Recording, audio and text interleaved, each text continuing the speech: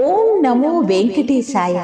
తిరుమల కొండపై వెలసిన ఆ శ్రీనివాసుణ్ణి చూడగానే మనకు మొదటగా కనిపించేది, మన మనసును హత్తుకునేది స్వామివారి నుదుటిపై ఉండే ఆ తెల్లని తిరునామం. అసలు ఆ నామాన్ని పచ్చకర్పూరంతోనే ఎందుకు పెడతారు? ఆ ఎర్రటి రేఖ దేనికి సంకేతం?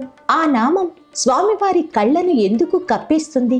ఈ రోజు మనం ఈ వీడియోలో కలియుగ దైవం శ్రీ వెంకటేశ్వర స్వామివారి నామం వెనుక ఉన్న అద్భుతమైన ఆధ్యాత్మిక మరియు శాస్త్రీయ రహస్యాలను తెలుసుకుందాం.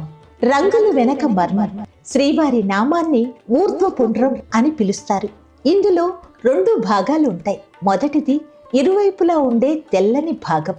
దీనిని పచ్చ కర్పూరంతో తీర్చిదిద్దుతారు.